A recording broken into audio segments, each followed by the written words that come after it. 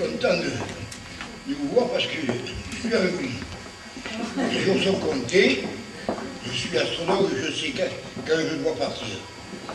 Mais avant de partir, je voudrais avertir toute la communauté astrologique de ce que j'ai pu faire et le demi-échec que j'ai dans cette lutte que j'ai faite pour la reconnaissance de l'astrologie. L'échec, c'est que suite à mon livre, l'éditeur a envoyé à des organismes comme Le Monde, les journaux, Ouest France et autres, et même des centrales de météo, au Centre national de recherche scientifique, Observatoire de Meudon. Au début, ils étaient d'accord pour discuter avec un astrologue, la télévision, pour le ridiculiser. Et quand ils ont vu mon livre, eh bien, de Conrad, ils ont observé le silence le plus total. Mon éditeur n'a pas eu la moindre réponse, tant les SRS, CNRS, des astrophysiciens, des astronomes de Meudon, et de toutes les grandes parties de météo, de centres de météo de France. Sauf un qui a eu l'honnêteté de lui répondre, Jean Carrière, directeur des prévisions de Météo France à Toulouse, le seul qui a répondu. C'est mon échec, parce que j'aurais voulu qu'il y ait un débat. Parce que j'aurais écrasé ces messieurs. Et ça, ils l'ont senti. Ils l'ont senti. Que peuvent-ils avancer quand un livre écrit en 92, édité en 95, prévoit des années après des faits qui se réalisent? Ils ne peuvent pas, il n'y a pas aucune science. Ce n'est pas possible. L'astrologie est une science qui est supérieure à la leur, à l'astronomie. Parce que, pourquoi? Mais l'astrologie travaille sur des faits précis, sur une mathématique précise. Quand un astronome vous dit telle constellation à 42 000 années-lumière, pardon, l'année-lumière, bon, ils le mettent à 300 000 km/s, faux. C'est 299 792 km 458. Ensuite, les années, elles ne sont pas identiques. Vous avez des années de 360 jours, 5 heures, 53 minutes, au moins. Donc il y a des différences. Ça fait qu'il n'y a pas de... Quand ils avancent comme ça, il y a une énorme différence de kilomètres. Ensuite, ils nous prennent pour des irrationnels. Ils ont envoyé des fusées dans l'espoir de trouver des êtres vivants. Voilà.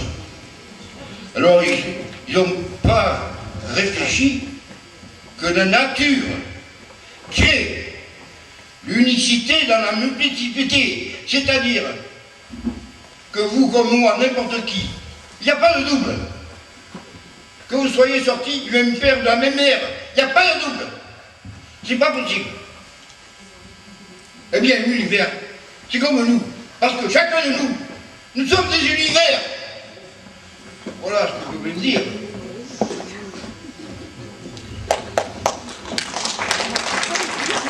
Alors, pour commencer,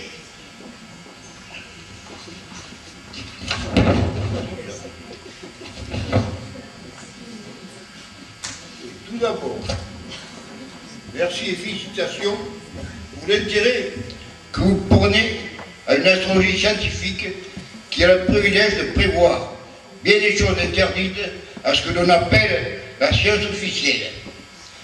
À ceux et celles qui ne me connaissent pas, je leur dis simplement, renseignez-vous auprès de ceux qui me connaissent ou qui m'ont connu. C'est pourquoi, en guise de testament, quand mes jours sont comptés, n'étant pas le Père éternel, comme vous pouvez le constater, le monde est en difficulté, dans une impasse. Je vous parlerai donc de la conjonction Jupiter-Saturne du 28 mai 2000, qui s'achèvera à la suivante le 21 décembre 2020. Le développement de la période 2000-2020 n'est que l'héritage de la précédente des années fin décembre 80 et surtout de celle de mars et de juillet 81. La carte céleste du 28 mai 2000 exprime largement tout ce qui a été vécu comme ce qui reste à venir d'ici 2020. Où voyons-nous? Jupiter et Saturne s'unissent pour le meilleur comme pour le pire, mais plutôt pour le pire que pour le meilleur, dans le signe du Taureau, le fils de la vache à tout nous en est. Bon. Conduisant tout un peuple, une population, à être des vaches à lait. Jupiter en Taureau, signe d'argent et prodigue, et va s'ingénier à augmenter les déficits financiers, des dettes que les populations seront obligées de payer à se saigner les 80 pour éponger la dette des nouveaux rois européens. Et comme par hasard, il gouverne la maison 2, Jupiter, mais je considère toujours la correspondance du signe où se trouve la planète avec la maison correspondante à maison par rapport à son domicile. Le Taureau, pour le Sagittaire, est figure de maison 6, mettant en cause tout ce qui se rapporte à la santé, au travail, aux obligations, servitudes, récoltes, moissons, et par-delà même l'alimentation, les services sociaux, l'armée, les soldats. Ce sont tous ces secteurs qui vont être en relief, et qui le sont d'ailleurs déjà. En ce qui concerne Saturne, en Taureau, il est dans sa maison 5 par rapport au Capricorne, qui incline à jouer sur les valeurs en rapport à longue durée et influencer les significations de la maison 5, la jeunesse, les sports, les arts, les créativités artistiques ou autres.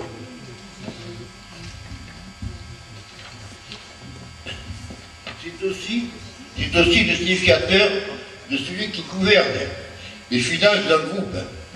Saturne est en 7, comme par exemple le FMI, Fondation monétaire internationale. Sa coloration vénusienne que lui apporte le Taureau intime les personnes âgées à des actes sexuels, à satisfaire leur plaisir. C'est le cas typique de Strauss-Kahn, de Saturne, et principe de restriction, de limitation, et va inspirer une certaine femme membre d'un gouvernement à réduire le temps de travail à 35 heures, alors qu'il eût été plus sage et plus utile de le maintenir, de l'augmenter légèrement, fabriquant ainsi une expansion de chômeurs par suite de sa conjonction à Jupiter, avec baisse à la clé des salaires, du pouvoir d'achat, à réduire le personnel dans les hôpitaux, les services sociaux, de protection, services de police, gendarmes, les CRS, l'armée et l'armement, conduisant fatalement le pays à l'épuisement, la récession. Si nous prenons Jupiter maître par orientation du cancer, il est dans la maison 11 de ce signe et intéresse les pays alliés et surtout engage l'avenir.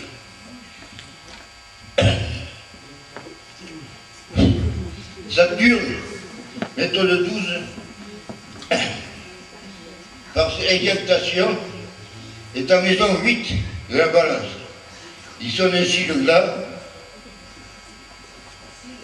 le oui, le rapport et le sommeil, certes, mais aussi la mort de l'argent, des monnaies, des États, jusqu'à maison 7 du thème.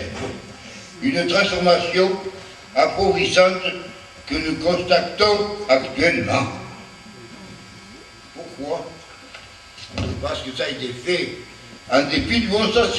L'idée était bonne de faire une monnaie nationale unique. Mais encore fallait-il partir du bon pied. Qu'est-ce qu'il y avait une différence énorme. Les niveaux de change, les taux de change entre les monnaies allemandes, italiennes, espagnoles. Il aurait fallu d'abord que chaque pays fasse l'effort d'avoir les monnaies à peu près au même niveau. Ça n'a pas été le cas. D'où, fatalement, ça devait craquer. Et curieusement, lorsque s'est produit l'opposition Saturne-Uranus, Saturne qui était entré en Vierge, qui entre nous et le sud de la Grèce. Et on a vu que les aspects Saturne-Uranus sont souvent très nocifs pour les finances d'un pays. Elle n'a pas échappé à la règle.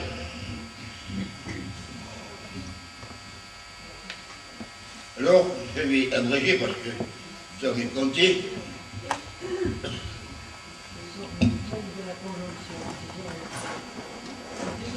Excuse-moi.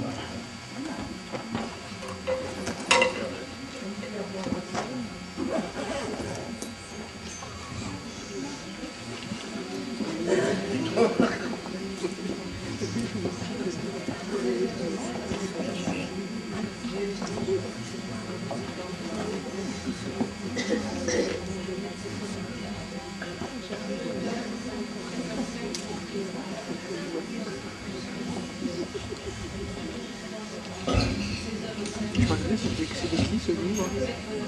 Oui, c'est je connais. Madame Bétaillon m'avait envoyé des textos que j'avais faites, que j'ai gardées, mais par contre j'ai trouvé d'autres qu'elle m'avait envoyées avant. Je vous en lis quelques passages. La conjonction Saturne-Jupiter du 28 mai. Malheureusement, je ne vais pas faire passer tout pour toute l'étude de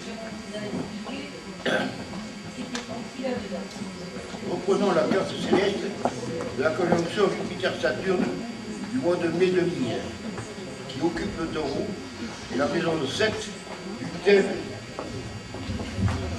Et la maison 7 du thème, les deux planètes, dans leurs maisons respectives, 5 et 6, sont dans le carré d'Uranus. Nous pouvons poursuivre notre analyse et constater une forte occupation de la maison 8.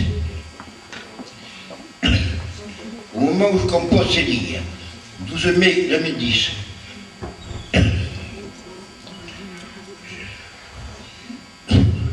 faudrait que quelqu'un prenne la suite. Et Bernard, toi qui lis bien, tu vas lire, c'est tout écrit, je te donne une chaise. On a un prof, il faut qu'on s'en serve.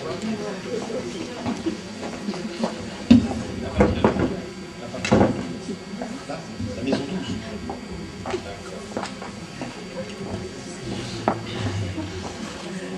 La maison 12 du thème d'opposition de Saturne à la conjonction Jupiter-Uranus du mois de mai, sur le milieu du ciel de la conjonction Jupiter-Saturne de mai 2000, montre une certaine antériorité du climat financier mettant les dirigeants gouvernementaux en difficulté pour résoudre le problème. Mais si l'axe Vierge-Poisson est un axe négatif, il n'est pas le cas de la conjonction Jupiter-Uranus en Bélier. On pourrait comparer la position de Jupiter-Uranus en Poisson au coup de clairon d'une section militaire annonçant la préparation à un assaut, tandis qu'en Bélier, ce sont les armes qui parlent. Bataille juridique, conflit pour traiter les problèmes d'endettement. Ceux et celles qui liront ces lignes sauront à quoi s'en tenir le moment venu et comprendront que ce climat astral n'est pas facile à analyser car il s'agit d'une conjonction entre deux planètes masculines dans un signe masculin. Uranus en Bélier dans sa maison 3 en partant du Verseau. Jupiter est dans sa maison 5 en partant du Sagittaire. Au moment de cette conjonction Jupiter-Saturne, Pluton résidant en Sagittaire, maison 2 du Scorpion, on sait que Pluton a un rapport avec la sexualité et que le Sagittaire gouverné par Jupiter est en analogie avec le monde clérical, la justice, les lois, le commerce, import-export, les religions, les longs voyages, les hautes études. Tous ces secteurs seront les vedettes de ces 20 prochaines années. Point des besoins d'épiloguer sur le séjour de Pluton en Sagittaire sur le plan financier. Situation de plus en plus pourrie. Sur les erreurs juridiques, favorisant inconsciemment les récidives, les récidivistes tueurs. Pluton, maître.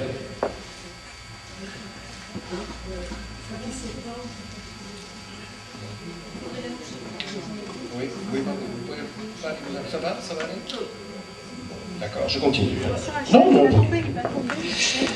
Favorisant les récidivistes tueurs, Pluton maître du Scorpion analogique à la mort et le Sagittaire symbolisant l'évasion, la liberté, les prouesses sexuelles de certains représentants du clergé catholique. Pour le Sagittaire, le Scorpion fait figure de maison 12 naturelle, d'où fatalité sur les questions financières, l'argent, les monnaies inclinant à faire un choc monétaire, à créer une monnaie unique. Tout est en marche pour apporter des épreuves que Jupiter s'ingénie à amplifier, multiplier, les turpitudes cléricales se révéleront également. Uranus est au Verseau, dans sa propre maison symbolique en domicile, incitant l'univers terrestre à être libre, indépendant. Neptune au Verseau est dans la maison 12 de son domicile des Poissons. Son action sur le 11e signe zodiacal, analogique à la maison 11, maison des amitiés, apporte un trouble dans ses corrélations, des crocs en jambes, partie du corps gouvernée par le Verseau. On observe divers changements. D'abord Uranus qui entre en Poisson, le 10-3-2003 à 20h54.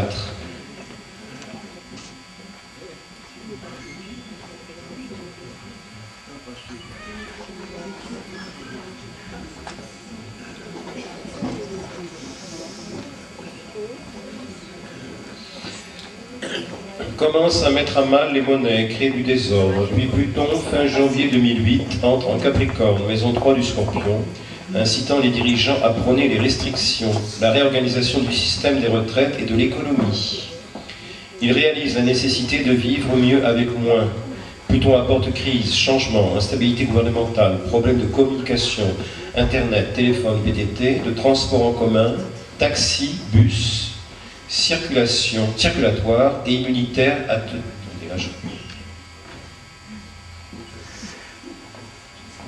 Ah, il me manque la page 7, parce qu'on passe de 6 à 8 là.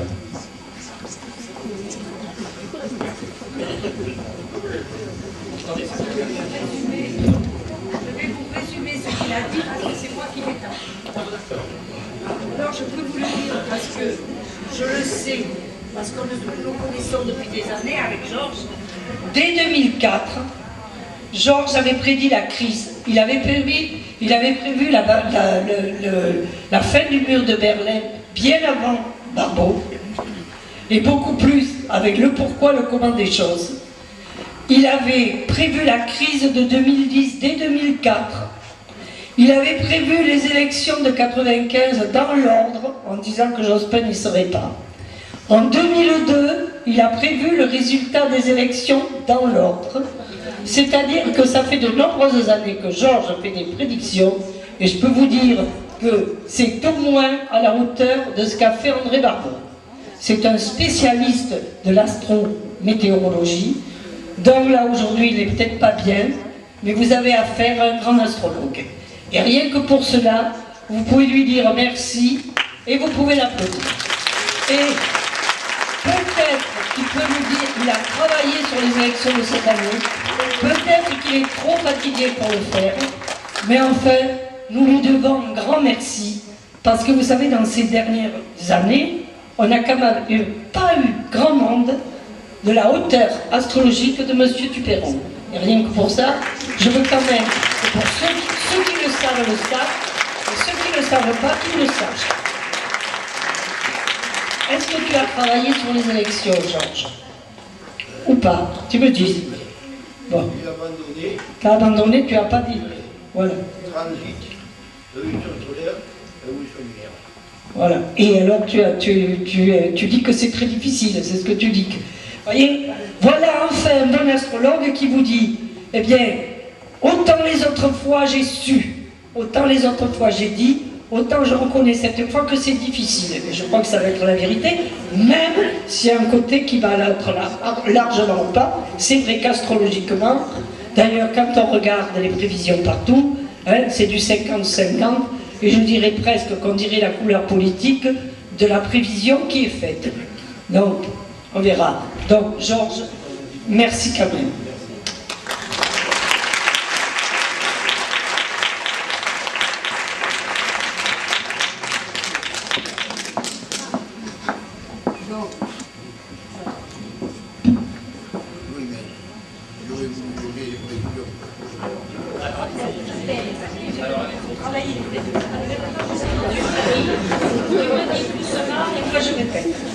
Allez. Tu veux que Bernard lise?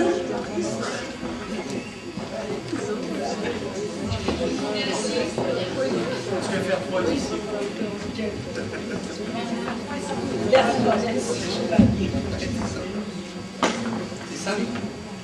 C'est ça. Voilà, d'accord. Ok. La conjonction Jupiter-Saturne du 21 décembre 2020 à 18h22 a lieu au tout début du Verseau, donnant un second souffle au progrès mondial. La première chose qui saute aux yeux est que la précédente s'effectuait en maison 7 et adressait son carré à Uranus en secteur 4. Alors que dans cette carte, c'est Uranus qui aspecte cette conjonction qui est loin d'être aussi mauvaise que certains voudront bien le croire. Attendu que la dite conjonction s'effectue dans le domicile d'Uranus, ceci pour annoncer des formidables changements et mutations du monde. Cette conjonction s'effectue en août dans un contexte planétaire où Uranus est en signe de terre du Taureau, comme il le fut au cours de la période 1935 à 1941. Dans ce signe où Uranus est dans sa maison 4 radicale, il supportait une période de tension sociale, d'ébranlement des pays, des secousses sismiques, au propre comme au figuré. On l'aura compris, c'est une période de guerre civile qui se... Pas drôle, hein, je vais vous dire ça. On l'aura compris, c'est une période de guerre civile qui se profile à l'horizon de la période 2020 à 2040. Mais surtout, une dénatalisation importante. En effet, Vénus, dispositrice d'Uranus, occupe une maison 5 orientée en signe mortifère du Scorpion, où c'est sous carré de Mars, puissant dans son signe et dans sa maison 10. Jupiter, dispositeur de Vénus, placé en signe stérile et recevant le carré d'Uranus, planète peu propice à la natalité. On peut en déduire qu'une importante dépopularisation de la... Moi j'en dis dépopulation, de la planète sera mise en marche au cours de la période de 2020 à la prochaine de 2040. À cela, il faut bien admettre qu'au cours des décennies de 2000 à 2020, où la population est appelée à s'accroître considérablement et où un nombre important de centenaires finira à disparaître au fur et à mesure que l'on s'approche de 2020, d'autres facteurs entreront en jeu